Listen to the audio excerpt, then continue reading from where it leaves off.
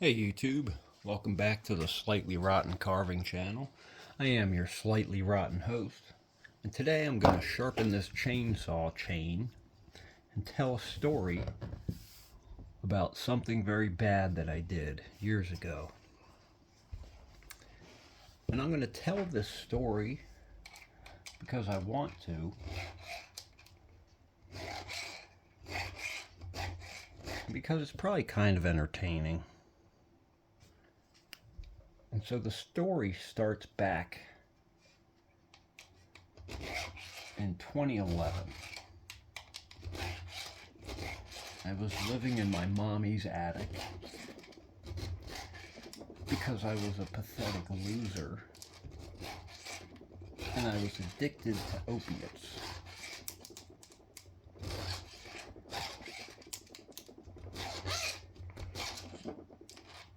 And because I was addicted to opiates, I needed a lot of money to purchase those opiates. I did have a job at the time, but I was spending probably close to $1,000 a week on pills. So I had to steal things to pay for those pills. I had to take advantage of people and manipulate and lie, steal from my job, just so I could get those little pills that Big Pharma loved to pump out.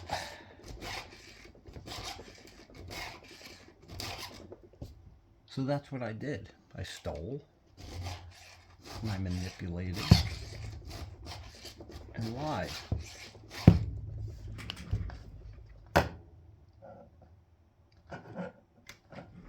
Well, at the time I was also watching a lot of Netflix. Because, I mean, what else is a loser drug addict gonna do, right? Nothing going on in my life.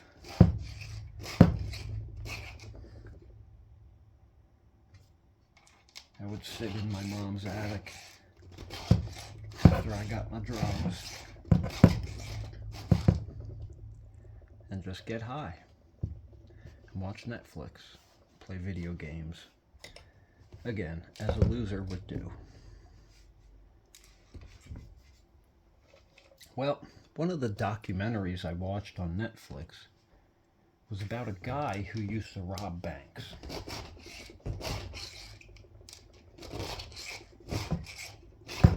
And the message that he put out was that you don't even need weapons to rob a bank, really.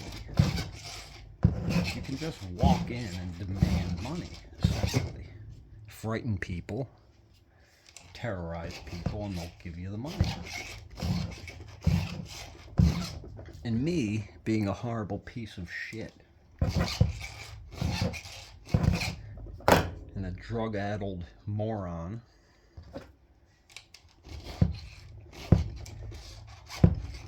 decided that that was a good idea. It was something I wanted to do. And the reason for that is because I was fiending. I was out of my drugs. I couldn't go steal anything because it just wasn't an opportunity at the moment. And so I woke up one morning, I believe it was a Saturday, and I took my mom's car. She wasn't home. I don't believe I had a car at that time. So I took my mom's car and I drove looking for a bank. I drove and drove. I think I drove for about 45 minutes. And I wound up seeing what I thought, I guess, was a good bank to rob. It was kind of in the middle of a parking lot in a shopping center. and there was a large building for a bunch of stores, and then a parking lot, and then the bank was out towards the street. I'm not sure why I picked this particular bank, but I did.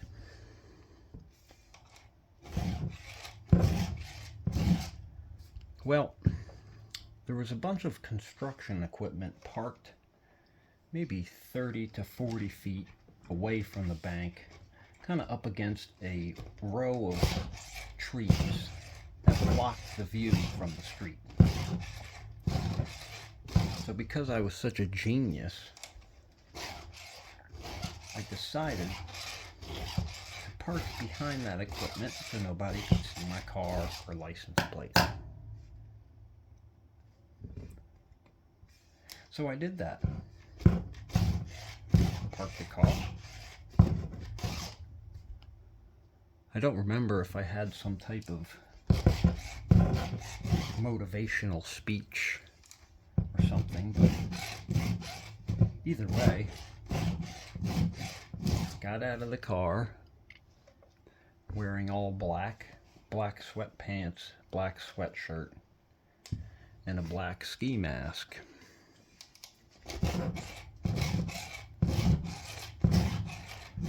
I walked up to the bank door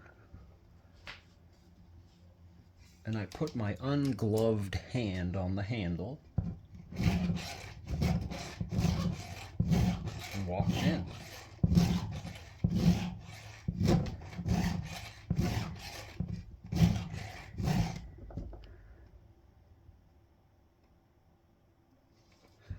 I don't remember exactly what happened next, but I know I did a lot of yelling and demanding and threatening.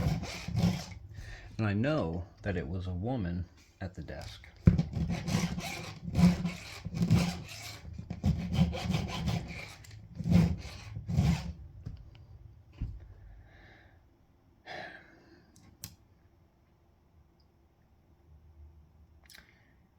She fumbled around a bit with the register as she was very scared of the lunatic, an asshole, piece of shit who wanted to rob the bank and victimize people.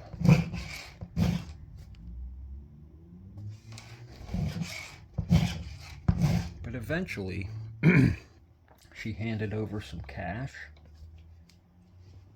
and I took it and ran out the door as a coward would.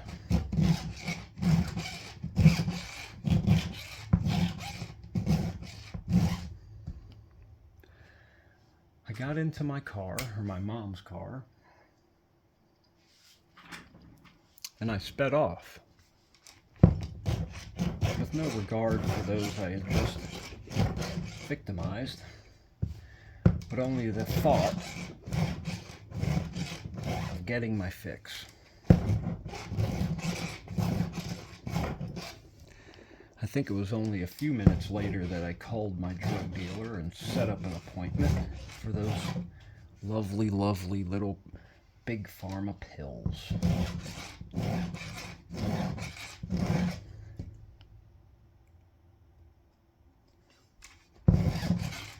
So I got my high, and I also went and purchased a TV. That's what I earned with my degeneracy. A TV and some pills.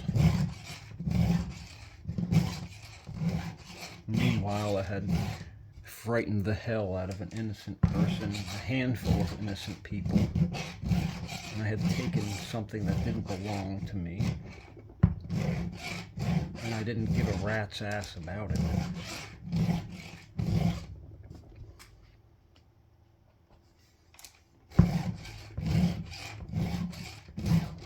Well, about 6 months goes by, still, of course, living in my mom's attic.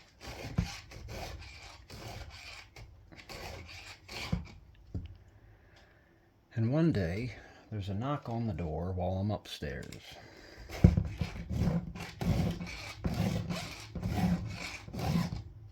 At the time, my mother was living at our house, or her house, a foreign exchange student from China.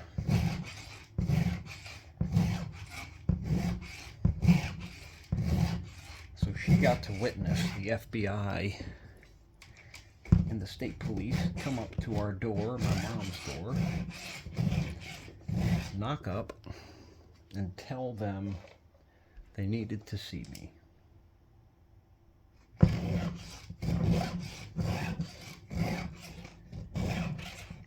As soon as my mother yelled up the stairs and told me that there was someone there to see me, I knew what it was. I knew why they were there, and I knew what was going to happen.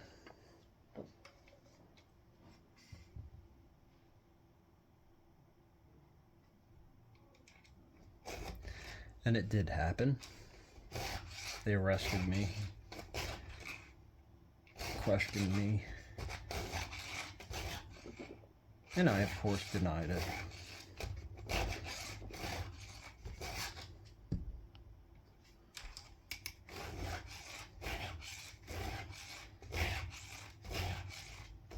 Sat in the county jail for 6 months before my case was finished, basically. I pled no contest to a robbery charge and terroristic threats charge.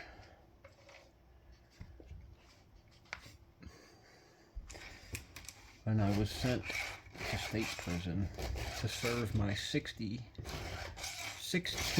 to 60 month sentence.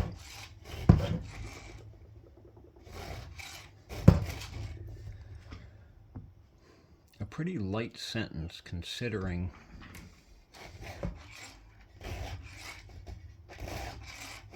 the act of degeneracy that I chose to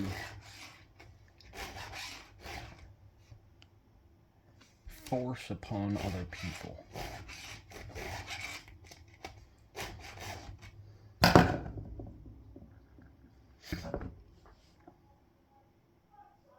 So I got caught. And I'm glad I did, friends. Glad I did. Years and years later, I think back and I don't understand how I was able to do something like that.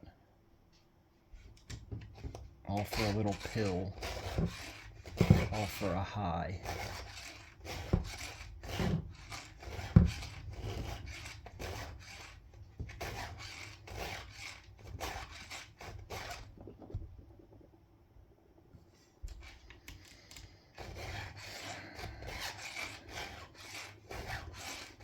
So that's the story.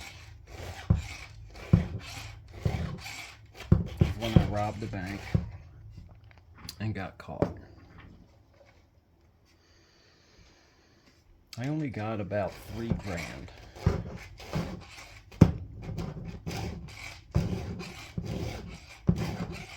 And I terrorized people. And I acted with no consideration to anyone else.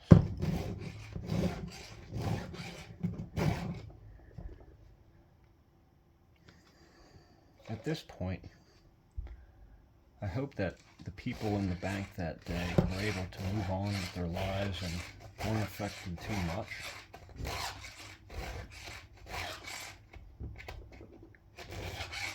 I know that I've paid the price. I served time and I have flogged myself, figuratively,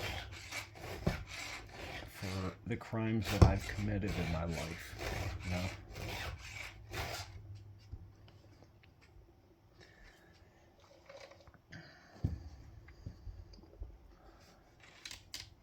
I have a couple other stories one of which is worse than that one.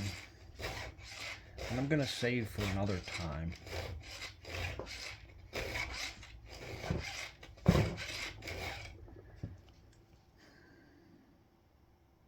I'm not sure why I wanted to tell this story.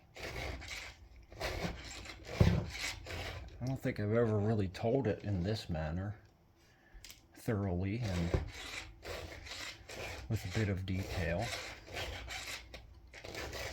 But this is the type of story I have to tell with the life that I've lived.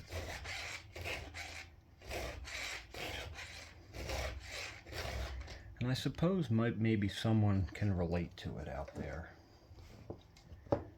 You know, maybe there's somebody else that's made a mistake and hurt people, and they've had to deal with that in their own personal lives, and they've had to hope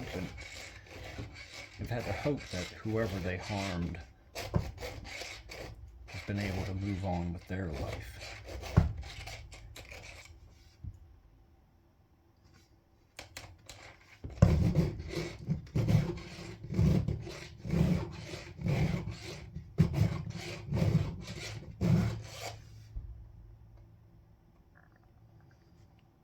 So that's it. Here I sit now.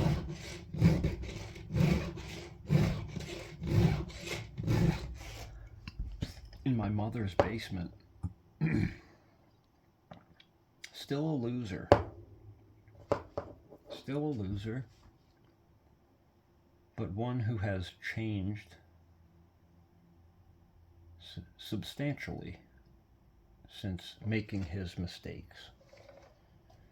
And one who is making strides and attempts to make up for his degeneracy and criminality.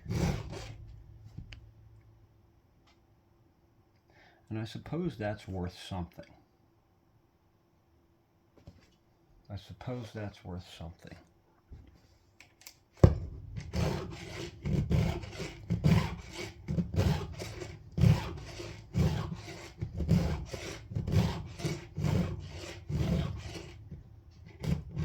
I guess the moral of the story is,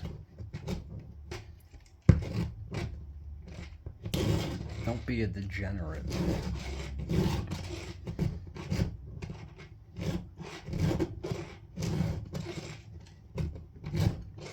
If you're struggling with something like drug addiction,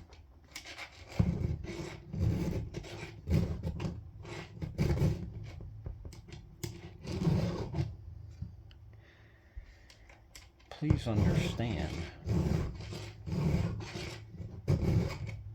that there's a way out. For all the horrible things you've done, perhaps, there's a way out. I can't tell you what way it is for you.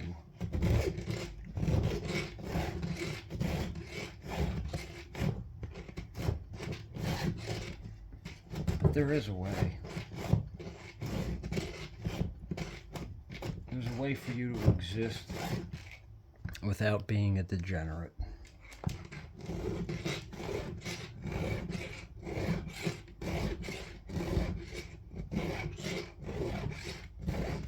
And not all drug addicts act as though they are degenerates, too. I would not feign to know that. That's not something that's true.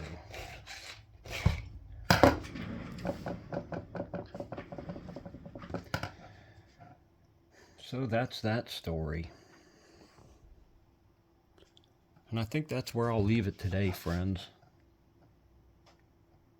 I'm going to finish sharpening this thing. I got one more chainsaw to sharpen. Get ready for landscaping, and yeah, that's about it. I hope everybody's having a good day. Don't rob banks. Alright, this is your slightly rotten host. Take care.